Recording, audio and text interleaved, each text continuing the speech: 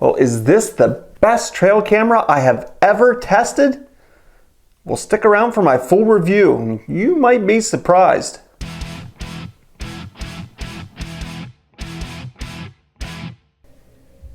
Welcome back to my channel. Today I'm excited. I have another trail camera review, and if you know me, I love running trail cameras and I really like testing out new trail cameras, and that is the case for today. It is an Agitato, and I hope I'm not butchering that name. From what I gather, that is a division of Blaze trail cameras, which I'm a lot more familiar with.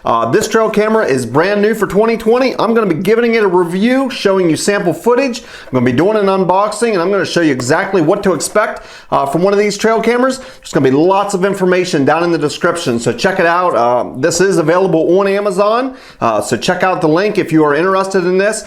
So I hope you stick around for the unboxing and review. It's always fun seeing what kind of quality photos and videos this trail camera does advertise. A lot of new features, so let's check it out and see what we get. So as I mentioned, this camera advertises lots of new features. It says it has a brand new Sony sensor, which is going to give better quality photos and videos. It also features an extremely large aperture lens, so that should really help on low light conditions. It also has an extremely fast trigger speed. It's advertising a 0.1 second trigger speed, so that's something we'll definitely be looking out for to see if it holds up to its advertised standards. It is a 20 megapixel trail camera, and it is capable of taking 1080p video at 30 frames per second. The camera also features 36 high performance IR bulbs, so that should give great range. Actually, it advertises up to 100-foot range at night. So let's get in the unboxing and see what we get inside the box. So now for the unboxing, let's dig into it and see what we get here.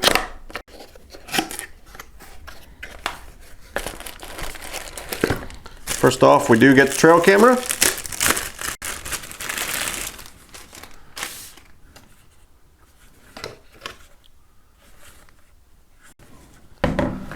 See what else we get inside here. We get an owner's manual. It is a model A323.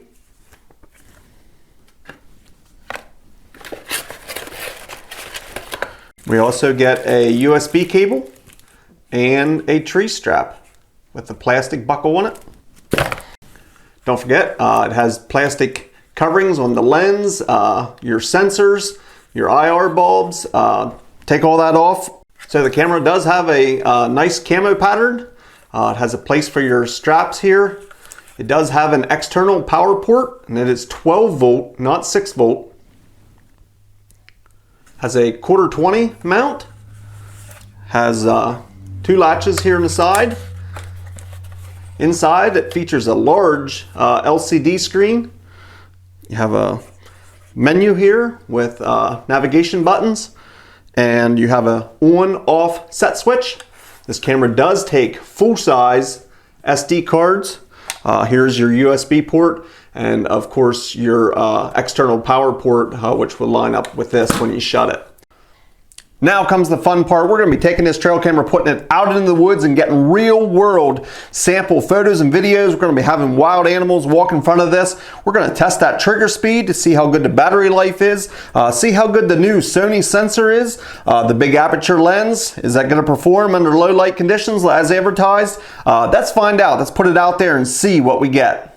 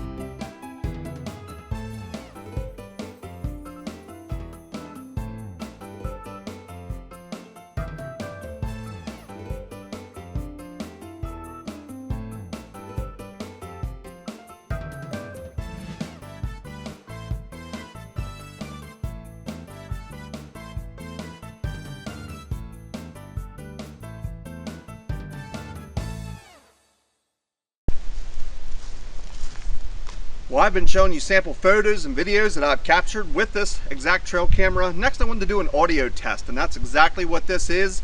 I'm out here about 20 feet away from the trail camera, speaking to the trail camera, and I want to see how well the microphone picks up, whether you can hear me, how well you can hear me, if it's clear. We have a little bit of a breeze, so I'm not sure if you'll be able to hear that on trail camera also, but this is the audio test for this trail camera. Well, I've been showing you sample photos and videos from this trail camera, and I just showed you the audio test that I did with this out into the field. It is soon time for my final thoughts, what my opinions are, the pros and cons of this particular trail camera. But first, I wanted to show you a little bit more sample footage. I just couldn't help myself. I had set this up in a fairly wide open field, as you can see. Got lots of sample footage, but I also wanted to put it in a wood setting. So here are some of the videos I captured in more of a wood setting. See what you think of those.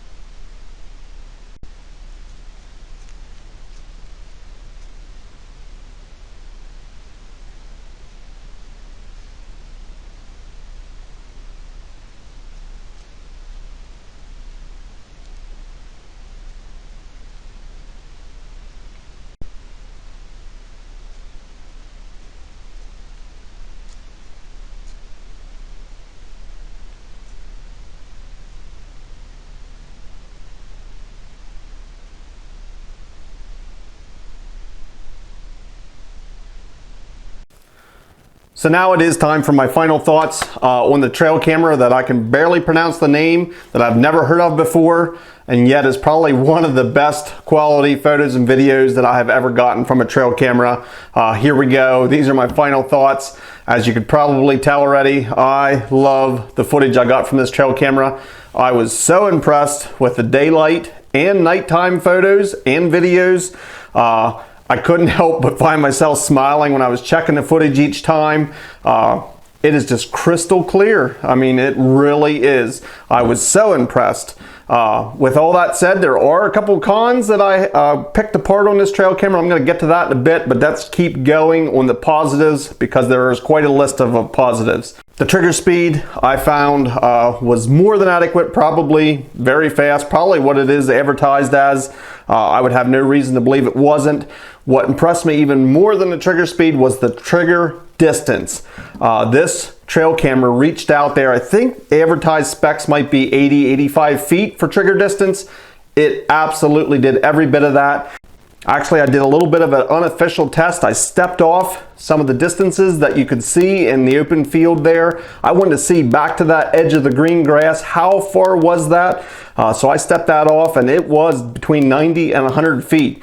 Not only did this camera trigger at that distance, daylight, crystal clear, at nighttime, you could see clearly from edge to edge on the videos and photos that far, at least 90 feet, if not more than that. That is absolutely impressive. They obviously did something right with these no-glow 36 IR bulbs. They light it up great. The next thing I wanted to touch on was the Sony sensor that they advertised it has. It says it's very good in low light.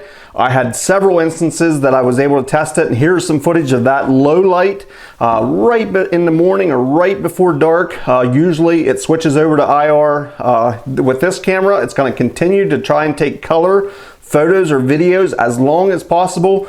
Now that might give a little bit of a fuzziness to your photo or videos, but that is absolutely expected with any camera, whether it's a trail camera or a regular DSLR. Any camera that suffers at low light, you might have a little bit more fuzziness, but at least it's color video right at daylight and dark. Now, once it switches over to all IR at night, excellent coverage, like I had said with that. It covered from edge to edge. It lit up the entire area. And just for perspective, I'm going to overlay this side by side with another trail camera I had mounted at the exact same location as this at a different time. And you can compare how much more this one lights up than previous trail cameras I have tested at this spot.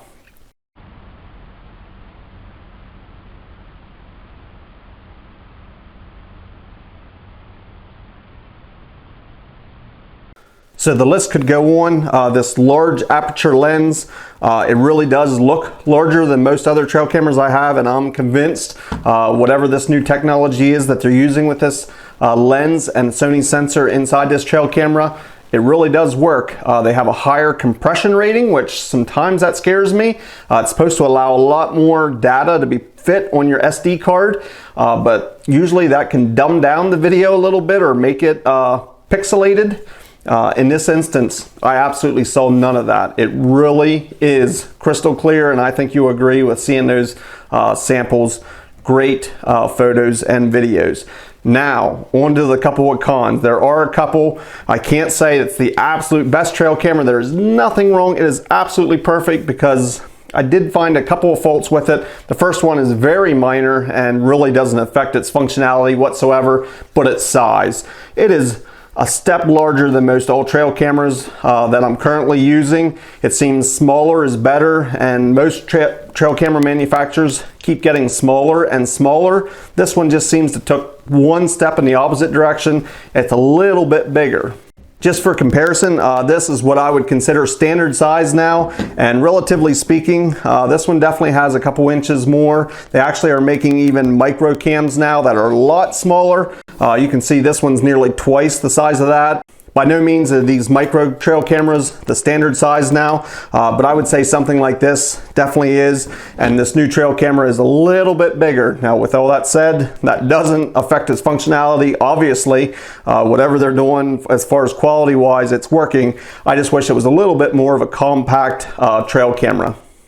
Next on the con list, and this one for me at least is a little bit more significant. On the bottom it does have a 6-volt external port that you can plug in and run it off a solar, a power bank, or if you have an AC converter that converts over to 6 volts, you can use that. What I found that doesn't work well though is the plug, and I'm going to zoom you in here a little bit closer and show you exactly what I mean.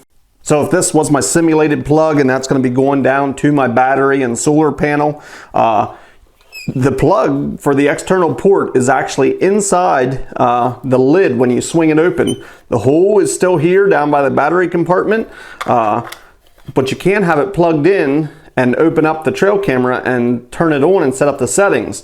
So if you're going to be using external power, you're not going to have any batteries in here. You can't power this up unless you have it plugged in. Well, you cannot plug it in and open it up because the only way it plugs in is if this is shut and these holes correspond.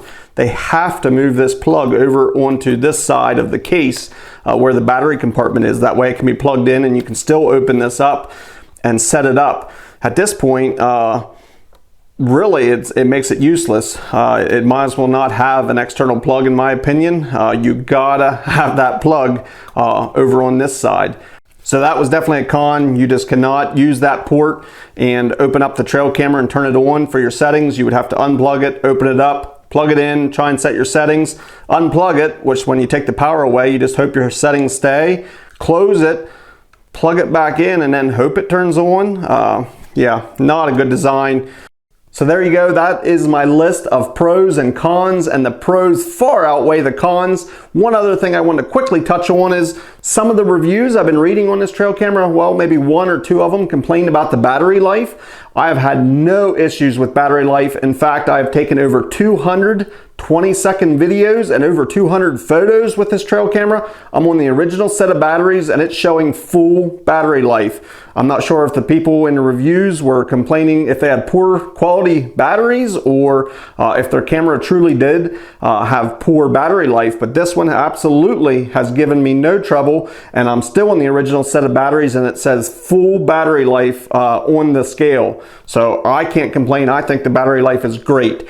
So as you can tell, if you're not using that external power port, maybe you don't use that at all, that won't be an issue for you whatsoever. This might be the best trail camera you ever owned. It truly is the best footage I think I have ever gotten from a trail camera, and I've used a ton of trail cameras in my lifetime. So huge plus to the quality of the photos and videos on this trail camera. I can't say enough how clear and how vivid they were. I really liked them. I'm going to be leaving a link down in the description for this exact trail camera if you want to check it out. So get down there in the description, check out that link. There will be other information in the description. If you have a comment or a question, put them down in the comment section. I'd love to hear from you, and I'll try and get back to each and every one of you. I appreciate you watching, and we will see you in the next video.